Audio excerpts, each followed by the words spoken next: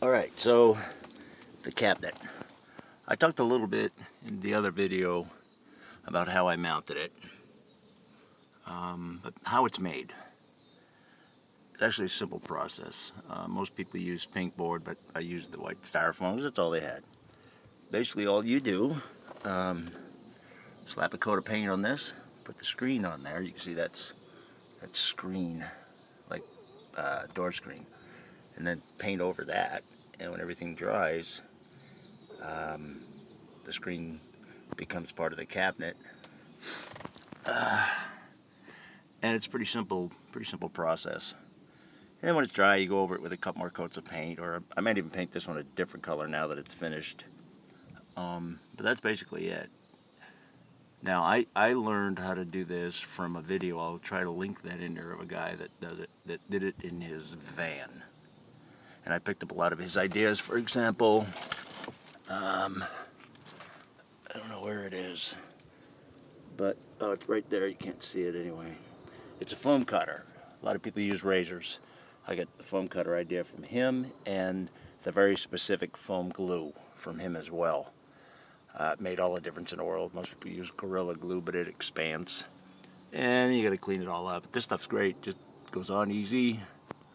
Holds wood and styrofoam, and it dries clear.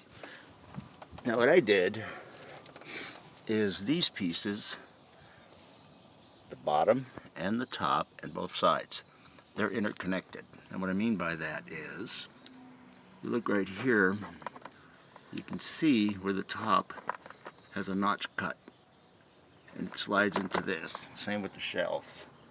You can see where this shelf comes through right here, right there. And so all the shelves that go across are locked in. As far as the ones going up and down, they're just glued into place and screened. Glued in, some screen, paint. I did have to make an exception on this one. This one used to go straight across. I don't know if you can see the old hole there. I covered it up. But in order to get to my tire jack, which I still got to get to, I had to remove that shelf. And I had a little one there for papers and whatnot. Then this center brace right here came into play. Now this is the only, this vertical one here also ties into this shelf and this shelf the same way. It's those little tabs go into each other. I don't know if you can see them. Yeah, there's one right there. But it all ties in together. And then, once you have that structure done, you take it apart, you glue it. I held it together temporarily with drywall screws because they're very coarse thread and it works really well. And then you just take it apart and start gluing the pieces together.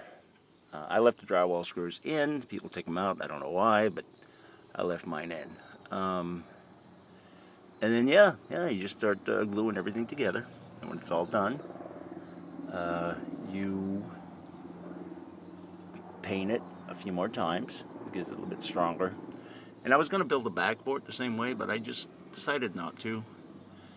So what I did is I just took a big piece of white material, as you can see in the back there, glued it onto the back of everything, and tacked it into place. And it's fine.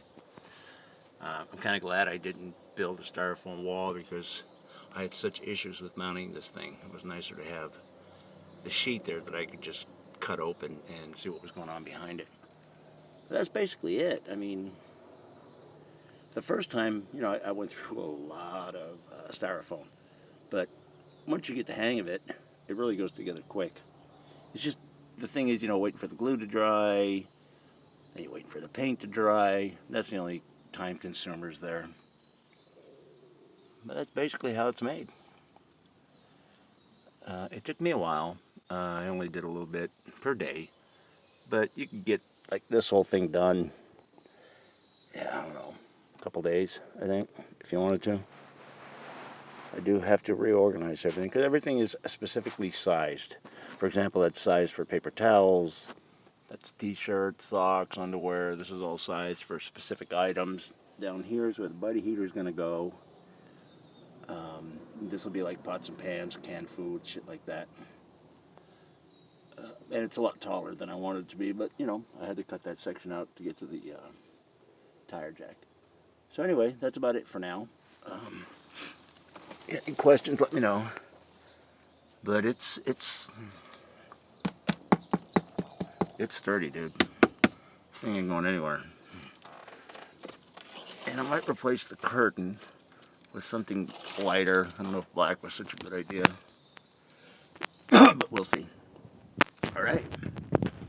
Till next, that's basically how the cabinet was made. I'll try to link those videos for you.